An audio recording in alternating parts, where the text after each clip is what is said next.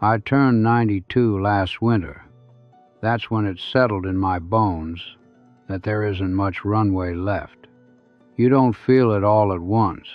It's more like the house getting quieter each year until one day you realize you can hear the clock ticking in every room. I live alone now. The mornings are the hardest. I wake up before the sun, and for a second I forget how old I am. Then I try to swing my legs over the side of the bed and my knees remind me. Everything reminds me. The pill bottles on the nightstand, the framed photographs on the dresser, the silence where a voice used to be. When you pass 90, people talk about you like you're made of glass. They lower their voices. They say things like, "He's had a long life," as if that settles everything, as if length is the same as depth. I've had a long life. I won't argue with that. I worked hard. I provided. I kept my word. I built something from nothing and watched it grow. From the outside it looks steady, respectable, the kind of life a man is supposed to want. But there's something I ignored, and by the time I understood it, I was already on the other side of 80. And after 90, it's too late to fix certain things. You can see them clearly, finally, but your hands aren't strong enough to rebuild. When I was 25, I thought time was a wide-open field. I had just married Anna. She was 23 and laughed with her whole body. We moved into a small apartment with thin walls and a view of a parking lot. I told her it was temporary. I said, "Give me 5 years. I'll make something of myself." 5 years turned into 10, 10 into 20. I worked in sales at first. Long hours, long drives. I learned how to read a room, how to shake hands, how to close a deal. It felt good to win, to be the man everyone called when something needed to get done. I came home tired but proud. Anna would be waiting, dinner warm, hair pinned back, asking about my day. She would start to tell me about hers and I'd nod, but my mind would already be on tomorrow, the next client, the next contract. I told myself I was doing it for us, for the house we'd eventually buy, for the children we said we wanted. We had 2, a boy first, then a girl. I remember holding each of them in the hospital. They were so small it scared me.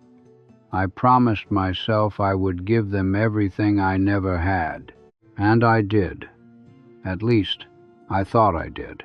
We moved to a better neighborhood when I was 38. A yard, a garage. A swing set I assembled on a Saturday afternoon while taking calls on my office phone. I can still see my son standing there with a little plastic hammer, waiting for me to show him how to use it. I told him, "Just a minute, buddy." I don't remember if I ever came back to that minute. That's how it happens. Not with one big mistake. Not with shouting or doors slamming. It happens in the small postponements. The after this project. The next weekend. The when things calm down. Things never calm down. In my 40s, I started my own company. It was the proudest moment of my life. I put everything into it. I was at the office before sunrise and home after the kids were asleep. Anna would leave a plate in the oven with a note. "We missed you tonight." Sometimes she drew a little heart.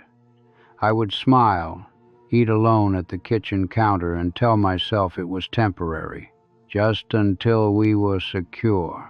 Security is a moving target. Once you hit one number, another appears. My son stopped asking me to play catch. I didn't notice when it happened. One day the glove was in the garage. The next it wasn't. He joined the baseball team at school.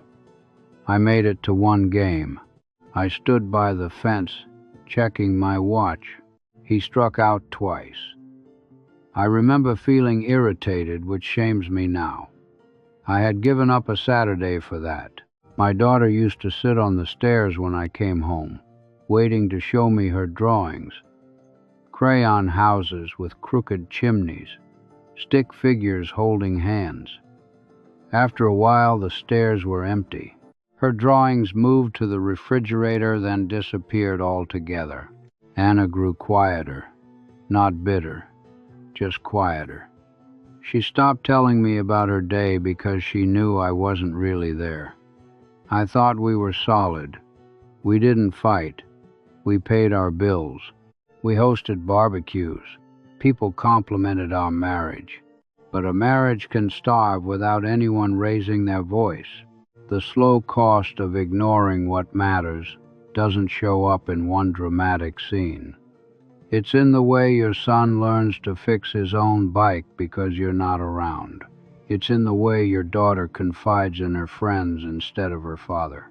It's in the way your wife goes to bed before you and stops waiting up.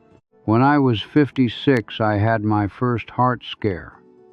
It wasn't a full attack, just tightness in the chest that sent me to the hospital overnight.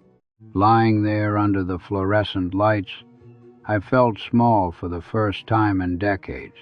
Anna sat beside the bed holding my hand. My son and daughter stood awkwardly near the door. They were adults by then. I realized I didn't know them very well. I promised myself I would slow down. I even said it out loud. Things are going to change. They didn't. Not really. I cut back a little. Missed a few meetings. Took one vacation where I brought my laptop and spent most of it in the hotel room. Habits built over 30 years don't loosen easily.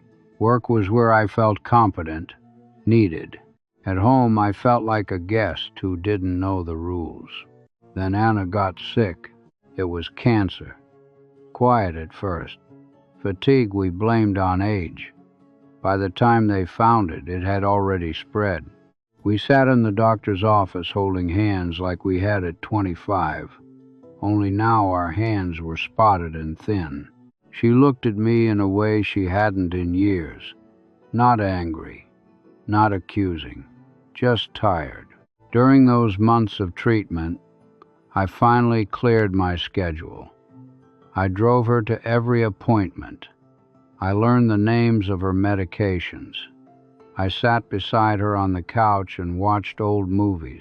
Sometimes she would lean her head on my shoulder, and I would feel something break inside me.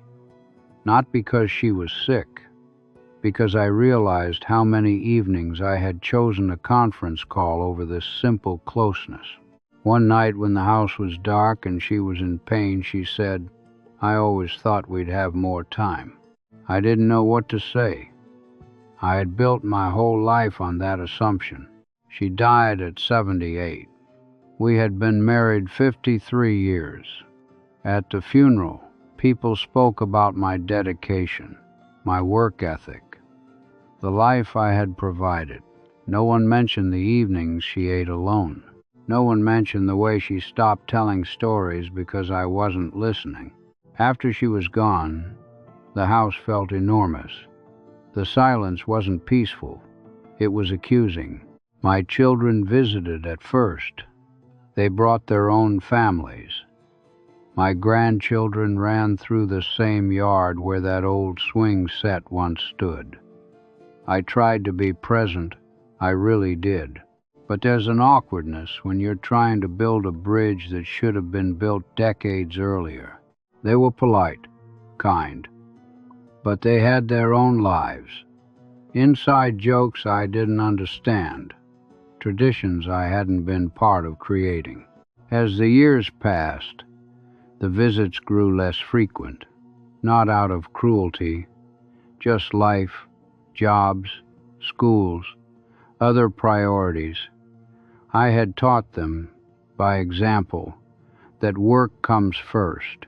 I couldn't be surprised when they followed that lesson.